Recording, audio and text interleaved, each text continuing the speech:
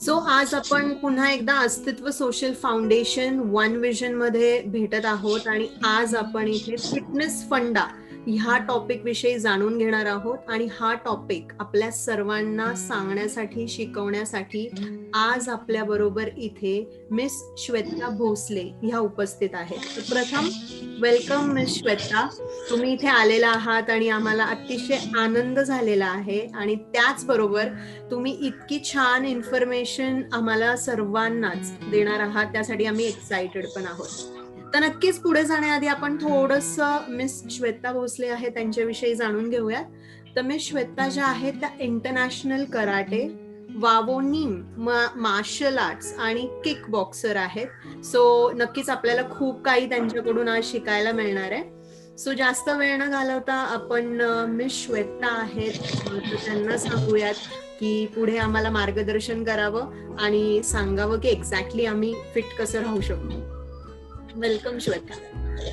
It's a very honor to come on your foundation and give information regarding it. My name is Shweta Bhosle. I'm an international karate and kickboxing player.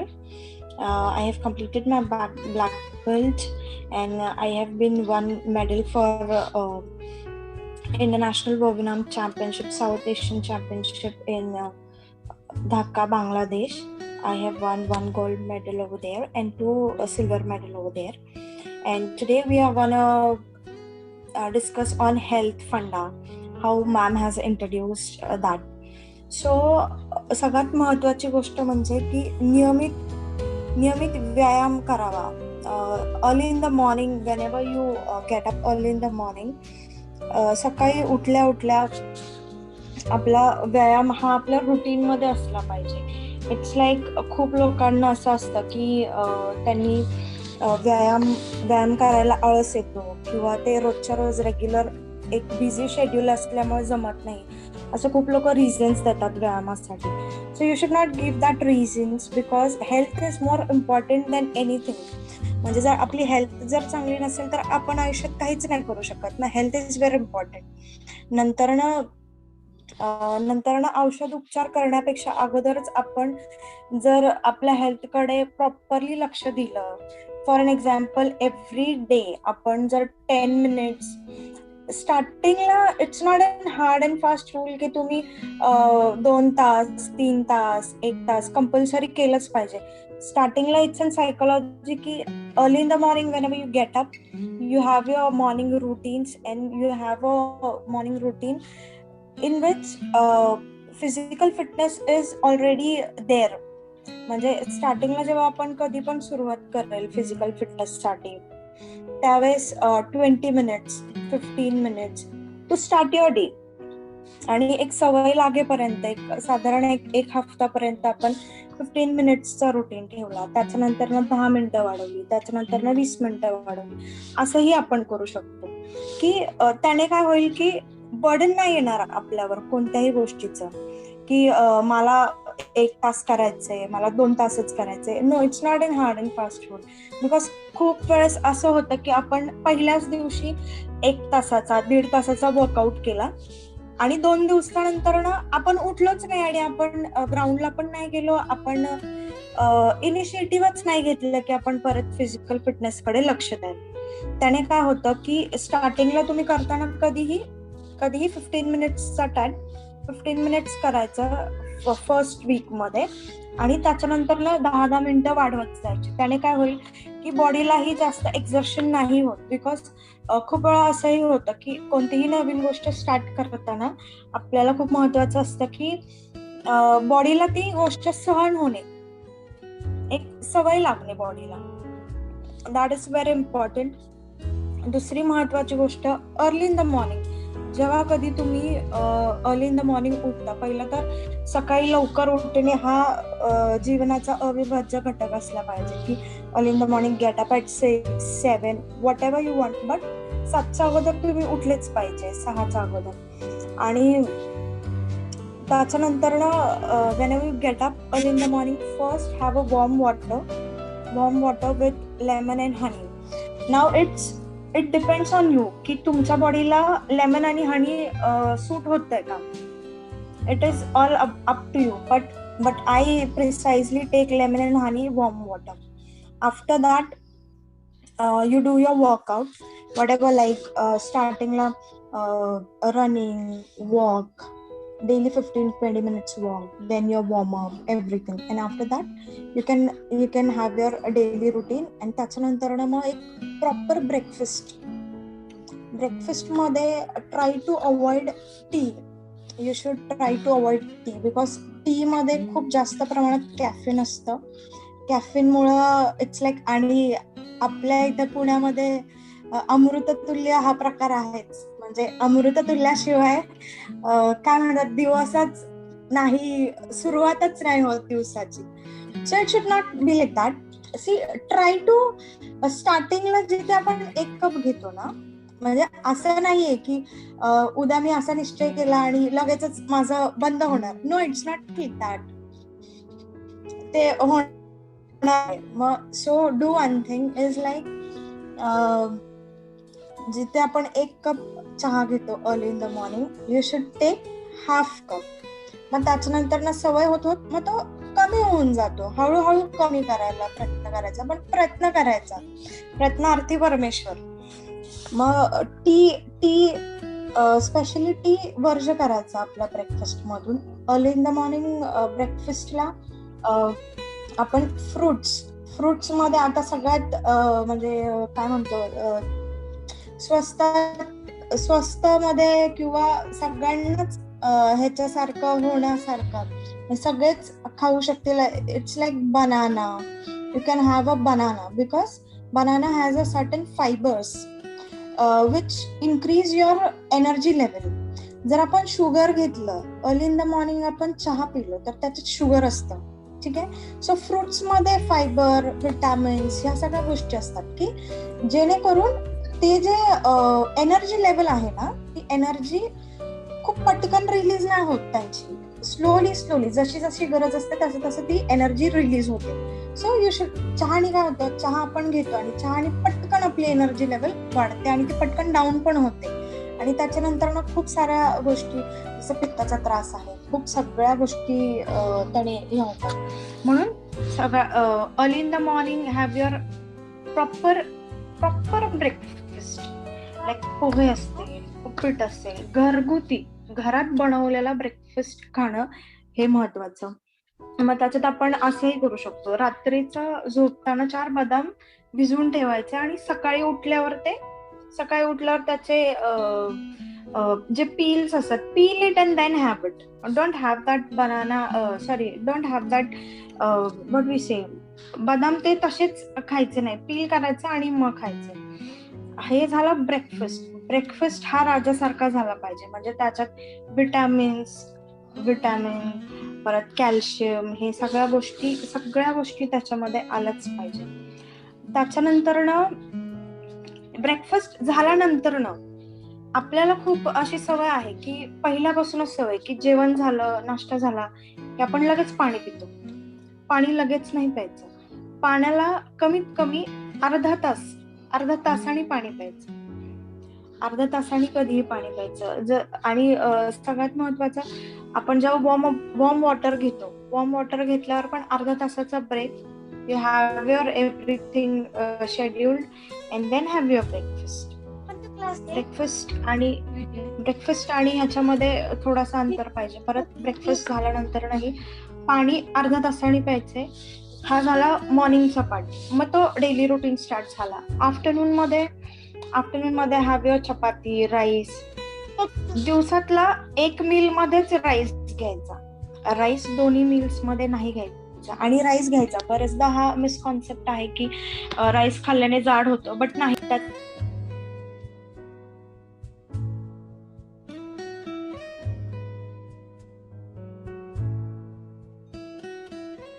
You are not audible. Your mic is off.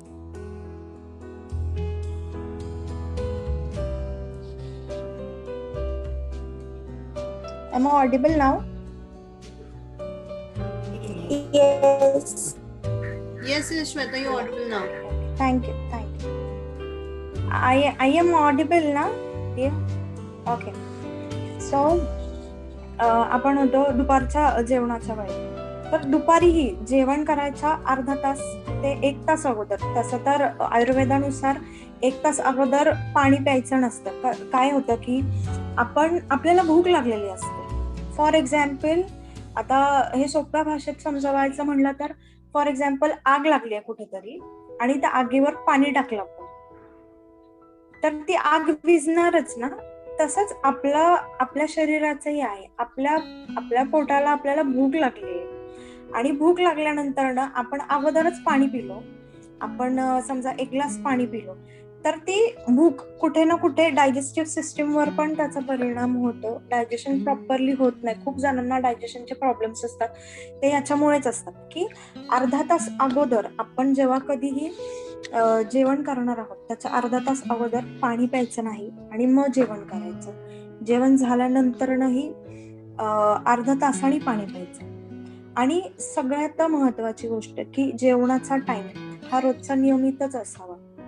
की आज मला 2 वाजता जेवलो किंवा आज मी 1 वाजता जेवले किंवा मी आज 12 वाजता जेवले नाही. याला खूप सायंटिफिक रिझन आहे की आपल्या स्टमक मध्ये गॉल ब्लेडर जिथे असतो त्या गॉल ब्लेडर मधून आपलं जेवणाच्या टाइमाच्या वेळेस एक विशिष्ट प्रकारचं लिक्विड पण नाही, बट डायजेशन साठी एक प्रक्रिया असते. तर ते लिक्विड त्या स्टमक मध्ये त्यावेळेस ड्रॉप आउट होतं. तर त्याच्यासाठी तुम्ही टाइमातच जेवलं पाहिजे. जर समजा ते जेवणाच्या नंतर त्या टाइमाच्या नंतर जर तुम्ही जेवला तर तुम्हाला पित्त, कफ, वात ह्या सगळ्या गोष्टी होणारच आहेत. म्हणून जेवणाचा टाइम दुपारी, संध्याकाळी, ब्रेकफास्टचा टाइम हा नियमित असला पाहिजे. फॉर एक्झाम्पल, तुम्ही 1:30 वाजता रोज जेवण करता तर तुम्ही 1:30लाच जेवले पाहिजे. कारण का ह्याचं एक शास्त्रीय कारण असंही आहे की जर आपल्याला 1:30ला आपल्याला भूक लागते तर ती रोजच लागते ना 1:30ला बरोबर भूक. तर 1:30 वाजता जेवणं किंवा सकाळचा नाश्ता हा सकाळी 8-9च्या अगोदर झालाच पाहिजे. 10च्या पुढे नाश्ता नाही करायचा. 10च्या पुढे जे लोक नाश्ता करतात त्याला जास्त करून पित्ताचा, कफ ह्या सगळ्या गोष्टींचा त्रास होतो. So your breakfast should be before 8-9 o'clock and your lunch should be before 1:30 or 2 o'clock. जास्तीत जास्त 2 वाजेपर्यंत किंवा 1:30 वाजेपर्यंत, त्याच्या बियॉन्ड नाही लंच जायला पाहिजे. आणि संध्याकाळचं जेवण, आता फॉर एक्झाम्पल आपलं आता इतकं धकाधकीचं जीवन झालेलं आहे की बऱ्याचदा असंही होतं की वर्किंग वुमेन्स आहेत किंवा जे लेट येतात कामावरून किंवा नाईट शिफ्ट असतात कोणाचे, तर असं होतं की टाइमात जेवलं नाही जात. पण संध्याकाळचं जेवण हे 8-8:30 ह्या टाइमात व्हायलाच पाहिजे. 8 वाजेपर्यंत, 8:30 ठीक आहे, 8:30 पर्यंत हे जेवणाचं टायमिंग असलंच पाहिजे. आणि सगळ्यात महत्वाची गोष्ट की बिफोर यू स्लीप, म्हणजे आता आपल्याला माहित आहे की झोपायचा टायमिंग 10चा आहे किंवा 11चा आहे, तर त्या टाइमात त्याच्या अगोदर 3 तास अगोदर जेवण झालं पाहिजे. 3 तास अगोदर म्हणजे कसं, आता फॉर एक्झाम्पल 8 वाजता आपण जेवलो, 8 ते 9, 9 ते 10, 10 ते 11, 11ला आपण झोपलाय, तर 8ला हे जेवण झालंच पाहिजे. कारण काय होतं की तो 3 टाइमचा स्पॅन पिरियड जो असतो तो डायजेस्टिव्ह सिस्टीम साठी असतो. ठीक आहे, तो 3 तासाचा टाइम ऑफ स्पॅन असतो. दुसरी महत्वाची गोष्ट म्हणजे की झोपायच्या अगोदर, now we are talking about health. So health is like झोपण्याच्या अगोदर 1 तास अगोदर आपला मोबाईल आपण साईडला ठेवलाच पाहिजे. सगळ्यात महत्वाची गोष्ट, बिकॉज 1 तास अगोदर, झोपायच्या 1 तास अगोदर जे आपण मोबाईलवर जे स्क्रोलिंग वगैरे करतो किंवा व्हॉट्सअप आहे, युट्यूब आहे, बऱ्याचशा गोष्टी आपण सोशल मीडियामधून खूप काही गोष्टी इनटेक करतो. ठीक आहे, तर सगळ्यात महत्वाची गोष्ट 1 तास अगोदर आपलं मोबाईल वगैरे सगळं साईडला असलंच पाहिजे. आणि त्याच्यानंतर ना झोपायच्या अगोदर जर तुम्हाला जर योग निद्रा येत असेल तर अर्ध्या तासासाठी स्ट्रेस रिलीफ होण्यासाठी, बिकॉज सी कुठे ना कुठे your physical fitness plus your mental health is equal to each other. Equal in the sense की ते दोन्ही पण आहे ना एकमेकांशी जुडलेले आहेत. जर तुम्ही फिजिकली फिट असाल आणि मेंटली फिट असाल तर आपलं आयुष्य कुठेतरी पुढं एका चांगल्या लेवलला जातं. जर तुम्ही फक्तच फिजिकली फिट आहात आणि मेंटली तुम्ही फिट नाहीये तर that is also not good. दोन्ही गोष्टींचा समतोल असणं हे खूप महत्वाचं आहे. त्याच्यासाठी स्ट्रेस मॅनेजमेंटसाठी you should do for half an hour और 15 मिनिट्स योग निद्रा म्हणून एक योगामध्ये एक कॉन्सेप्ट आहे. So you can search on युट्यूबला तुम्हाला योग निद्राचे भरपूर काही गोष्टी मिळतात. योग निद्रा इज लाईक तुम्ही जेव्हा consciously you observe your thoughts at that time. Okay, you observe your thoughts and it's a kind of relax करणं स्वतःची थॉट प्रोसेस. बिकॉज दिवसभराची दिनचर्या जी असते आपली ते एक हेक्टिक बिझी शेड्यूल असतो and it has to be. It's like we are living in a world, so we have to do everything. So पण तिथे कुठे ना कुठे आपलं थॉट्स जे असतात, थॉट लेवल थॉट्स जे असतात त्या खूप महत्वाच्या आहेत. So relaxing your mental health, your physical health and your mental health is also important. खूप महत्वाचं आहे ते. कारण का जेव्हा आपण दिवसभराचा शेड्यूल आहे आणि संध्याकाळी आता आपण बेडवर झोपलो आणि आता आपल्याला झोप लागणार आहे, तर जेव्हा आपल्याला झोप लागणार आहे त्यावेळेस आपल्या माइंडमध्ये सतत काही नाही तर काही विचार चालू असतात. की फॉर एक्झाम्पल कोणाच्या लाईफमध्ये काहीतरी चालू आहे किंवा आहेत बऱ्याचशा गोष्टी असतात. तर काही त्या गोष्टी पॉझिटिव्ह असतात, काही गोष्टी नेगेटिव्ह असतात. सो त्या गोष्टी कुठेतरी सबकॉन्शियस माइंड मध्ये आपल्या चालू असतात. So your subconscious mind and your mind should get relaxed. नाहीतर काय होतं, झोपेतही कधी कधी असं होतं की झोप लागली आणि सतत विचार चालू आहेत डोक्यात, होतं ना. And because of that, sometimes because of that, all that thought process or all that negative things in your mind, and you take your mind like that only for sleep, that is not good.